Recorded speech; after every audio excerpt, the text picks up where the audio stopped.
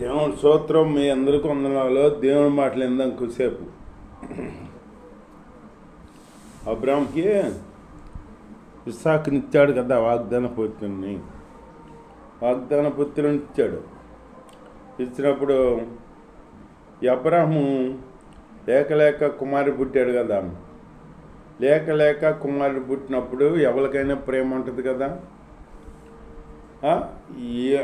అంతగతం దేవుడు అబ్రాహాంతో మాట్లాడేవాడు.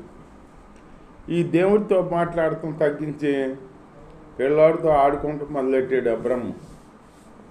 అంటే ఎవరికైనా ప్రేమ ఉంటుంది కదా. కుమారుడు అంటే లేక పుట్టాడు. ఆడుకుంటుంటే అప్పుడు దేవుడికి సందేహం వచ్చింది. దేవుడి కంటే ఎవరైనా ఎక్కువ ప్రేమించినా కానీ దేవుడు ఒప్పుకోడు. దేవుడి మహిమ దేవుడికే రావాలి. దేవుడికి మనం చేసే ప్రార్థన దేవుడికి చెందాలి. ఎవరికి చెందితే దేవుడి ఊరుకునే దేవుడు కాదు. ఇస్సాకుని ప్రేమిస్తుంటే దేవుడిగా అనుమానం వచ్చి, ఏంటి అబ్రాహాము నన్ను ప్రేమిస్తున్నాడా, ఇస్సాకుని ప్రేమిస్తున్నాడా అని చెప్పేసి ఒక అనుమానం వచ్చి అప్పుడు దేవుడు అబ్రాహాంకి పరీక్ష పెట్టాడనమాట. పరీక్ష పెడతాడు దేవుడు. మనల్ని శోధించేదేమో సైతాను, పరీక్ష పెట్టేదేమో దేవుడు.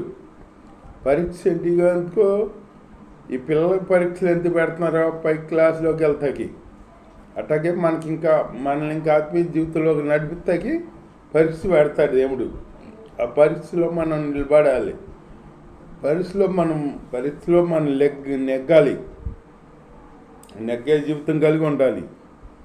అంతేగాని పరీక్ష పెట్టేటప్పటికి ఇదేంటి ఈ శోధన వచ్చింది, ఈది వచ్చింది, దేవుడు వద్దు, భక్తి వద్దు, ఏం వద్దు, ప్రార్థన వద్దు, బోధన వద్దు, చర్చి వచ్చు, గిర్చవచ్చు అని మనం ఒక్కొక్కరు వెళ్ళిపోతారు. అట్లా వెళ్ళకూడదు. మనం నిలబడాలి. శ్రమల్లోనే నిలబడాలి. శ్రమల్లో నిలబడితే అధికమైన ఫలం చూస్తామట. ఫలం వేస్తాడు దేవుడు. అప్పుడు ఇస్సాకు, అబ్రాహాము, శారా ముగ్గురు పడుకున్నప్పుడు, పిల్లని మయానేసుకుని పడుకున్నప్పుడు అబ్రాహాముతో మాట్లాడి అబ్రాహము నీకు ఒక్కగాని ఆయన ఇస్సాకు ఉన్నాడు కదా, ఆ ఇస్సాకుని తీసుకొచ్చి నేను చూపించు పర్వతం మీద బలిమ్మన్నాడు అన్నమాట. బలిమ్మంటే ఎవరికైనా ఎట్లా ఉంటుంది? లేక పుట్టాడు కదా, మళ్ళీ ఆ కుర్రాన్ని బలిమ్మంటే ఎట్లా ఉంటుంది ఎవరికైనా? మనమైతే ఏమంటాం, నువ్వేం దేవుడు భయ్యా, ఇచ్చినట్టు ఇచ్చి మళ్ళీ బలిమ్మంటున్నావు, నువ్వేం దేవుడు, నువ్వేమది ఇది అని మనం అంటాం. అబ్రాహాము అట్లా అనలా, మాట మాట్లాడకుండా తెల్లారి పొద్దున్నే లెగిసి భార్య ఎక్కడా చెప్పకుండా పిల్లాడిని ఇస్సాకుని తీసుకుని, పని వాళ్ళని తీసుకుని, ఒంటెలు తీసుకుని అంటి మీద బయలుదేరి వెళ్ళాడనమాట. అందరు వెళ్ళారన్నమాట.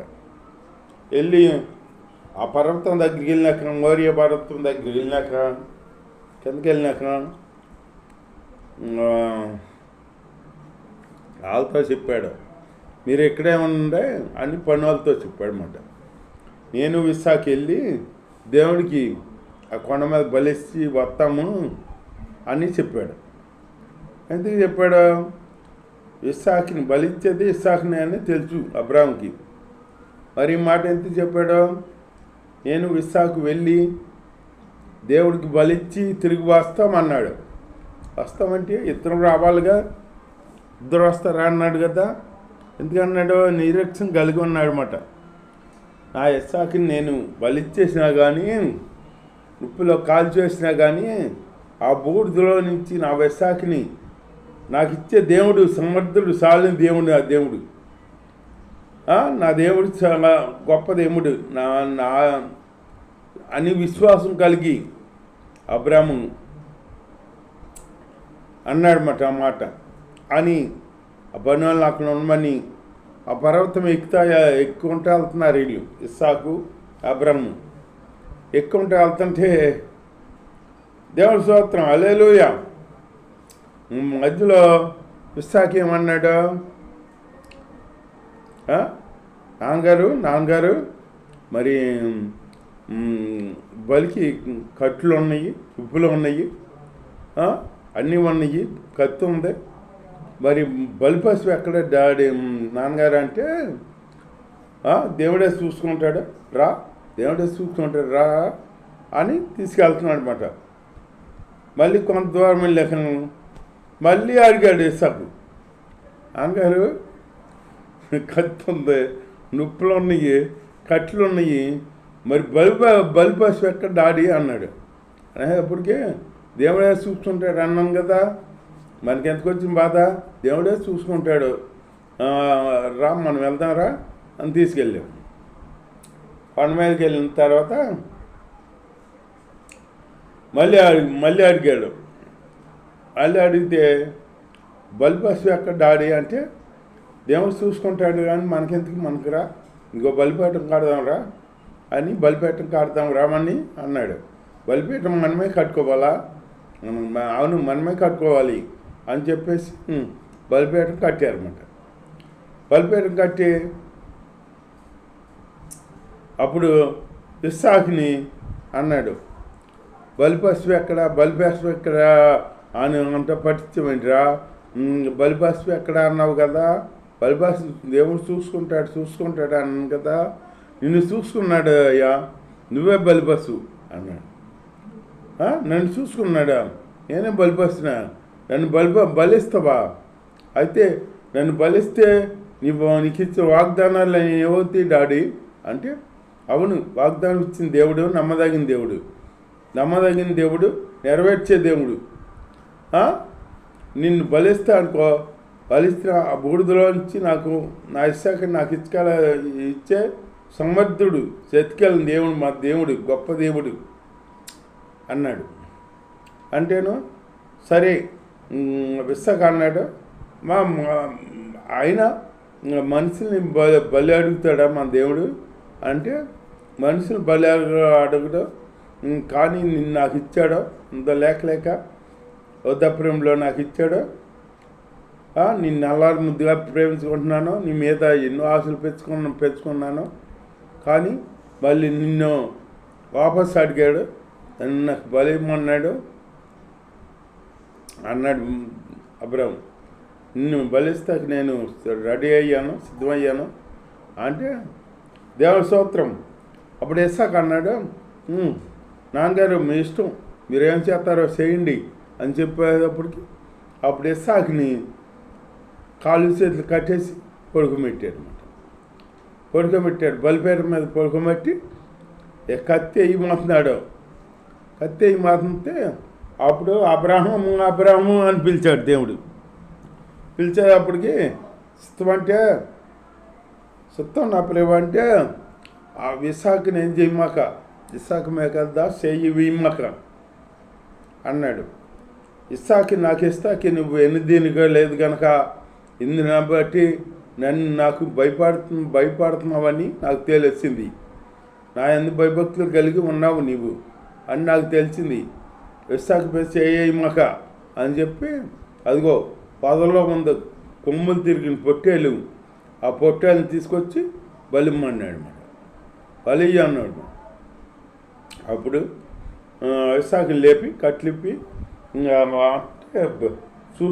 చూసుకుంటాడు అన్నావు కదా డాడీ, ఆ పొట్టేలు ఈ పొట్టేలేనా, ఆ పొదలో ఉంది ఆ పొట్టేలు ఈ పొట్టేలేనా అంటే అవునయ్యా చూసుకున్నాడు దేవుడు అని చెప్పి నీకు బదులుగా ఆ పొట్టేళ్ళని బలిస్తాను అని చెప్పేసి అప్పుడు ఆ కొమ్ములు తిరిగిన పొట్టేళ్ళని తీసుకొచ్చి బలిచ్చాడనమాట. అదే మరి ఇస్సాకు పతిగా బలి అయిన గొరిపిల్ల, ఆ గొరిపిల్ల ఎవరో కాదు, యేసుక్రీస్తు ప్రభే ఆ గొరిపిల్ల. గొర్రెపిల్లలాగా వచ్చి మన అందరి పాపాల కొరకు సిల్లో యాగమయ్యాడు అనమాట. ఎన్నో శ్రమలు పడ్డాడు, ఎన్నో హింసలు పడ్డాడనమాట.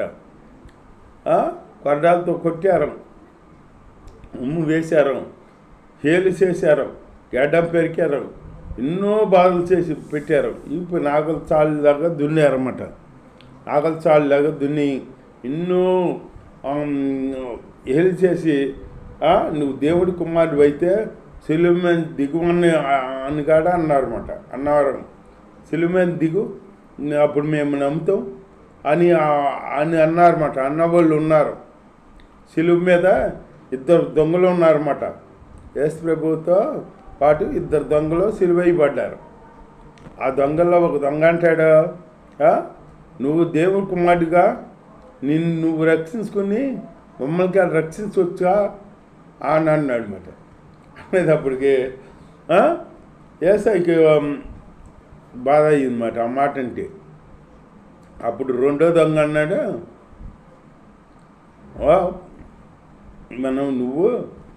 మనం పాపంలో ఉన్నాం, పాపంలో జీవిస్తున్నాం, పాప శిక్ష అనుభవిస్తాం, మనకి ఈ శిక్ష సరిపోద్ది, ఈ శిక్ష మనకి సరిపడుతుంది.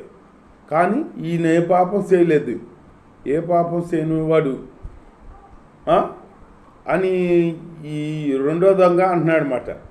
నువ్వు పాపంలో ఉండి ఇంకా నువ్వు తెలుసుకోవా, ఇంకా అని తెలుసుకోవా, అదే పాపంలో ఉంటావా, అదే శక్తిలో ఉంటావా అని గద్దించాడు అన్నమాట. రెండో దొంగ గద్దించి అప్పుడు యేసుప్రభుని అన్నాడు, యేసుప్రభుని నీవు నీతిమంతుడు, పరిశుద్ధుడు నాకు తెలుసు, నీవు నీ రాజ్యంతో వస్తావని కాడా తెలుసు నాకు. నీ రాజ్యంతో వచ్చేటప్పుడు నన్ను జ్ఞాపకం చేసుకోమని ఒక మాట అన్నాడు అన్నమాట. మాట అనేటప్పటికి అప్పుడు ఈ దొంగ మారు మనసు పొందినట్టుగా మారు మనసు పొంది యేసయ్య సిలువ బలియకమయ్యి మళ్ళీ ఆయన రాజ్యంతో వస్తాడని ఇతను నమ్మాడు కనుక మారు మనసు పొందాడు కనుక అప్పుడు దేవుడు యేసయ్య అన్నాడు, నీవు నేడు నాతో కూడా పరదేశంలో ఉంటావు అన్నాడు అన్నమాట. నాతో కూడా పరదేశంలో ఉంటావు నువ్వు అని చెప్పాడు అన్నమాట. ఒక్క మాటతో మారు మనసు పొంది పరదేశంలో ఉంటాకి స్థానం సంపాదించుకున్నాడు ఆ దొంగ. అట్లాగే మనం దేవుని ఆరాధిస్తూ దేవుడి రాజ్యం కొరకు మనం పాటు పడాలి, దేవుడి రాజ్యం సంపాదించుకోవటానికి ఎగిలి పడాలన్నమాట. అంతేగాని మనం ఆన్లైన్లో అనుభవ బిడ్డలు లేక ఈ రెండో దొంగ అన్నట్టు ఫస్ట్ దొంగ అన్నట్టు నువ్వు రక్షించుకుని మమ్మల్ని రక్షించవచ్చు కానీ అన్నట్టు మనం అనే బిడ్డలుగా ఉండకూడదు. మనం ఆన్లైన్ అనే బిడ్డలుగా ఉండకూడదు. మనం దేవుడిని గురిగా పెట్టుకుని దేవుడి రాజ్యం కొరకు మనం ఎదురు చూడాలి, ఎదురు చూసే బిడ్డలుగా ఉండాలన్నమాట. అబ్రాహాం అదే అంటున్నాడు, చెబుతున్నాడు, దేనికి శిల్పి మన నిర్మాణకారుడు ఉండో దానికి పునాదులుగా పట్టణం కొరకు నేను కనిపెట్టి ఉన్నాను అంటున్నాడు అన్నమాట అబ్రాహాము. అట్లాగే ఆ పునాదులుగా పట్టణం కొరకు మనం కనిపెట్టి ఉండాలన్నమాట. అలాంటి భక్తి చేయాలి మనం. అంతేగాని మనం భక్తి చేసి లోకం బిడ్డలతో మనం ఉండకూడదు, లోకంలో మనం సాహసం ఉండకూడదు. లోక సాహసం మనకు వైరం. దేవుడు చెబుతున్నాడు, లోకం మీకు వైరం, లోకంలోకి వెళ్ళమాకండి, నాతో ఉండండి. లోకంలోకి వెళ్తే నాతో మీరు ఉండలేరు, నాతో ఉంటే లోకం మీలో ఉండదు అని చెబుతున్నాడు యేసయ్య. మనం లోకంలో ఎందుకు ఇంకా మనకి యేసయ్య ఉంటే చాలు. యేసయ్యని సంపాదించుకుని ఆ రెండో దొంగ అన్నట్టు నేను మన పరదేశంలో నేను నాతో కూడా పరదేశంలో ఉంటావని వాగ్దానం ఇచ్చాడు దేవుడు. అలాగే మనల్ని కూడా పరలోకంలో ఉంటావని చెప్పేటట్టు మనం భక్తి చేయాలన్నమాట. అట్లాంటి భక్తి చేస్తూ దేవుళ్ళో మనం భక్తి చేస్తూ ముందుకు సాగాలి. అలాంటి జీవితం కలిగి మనం ఉండాలన్నమాట. అంతేగాని ఆసమాసి భక్తి చేసి మనం తప్పుడు పొందకూడదు. మనం నీతిమంతులుగా జీవిస్తూ దేవుడి పరిస్థితి కనుక మనకాడ పరిస్థితి కలిగి ఉండి దేవుడి రాజ్యం కొరకు కనిపెడుతూ జీవిస్తూ అందుకొరకు ఎగ్గులు పడే బిడ్డలుగా ఉండాలి. దేవుడి మాటలు దీవించుగాక.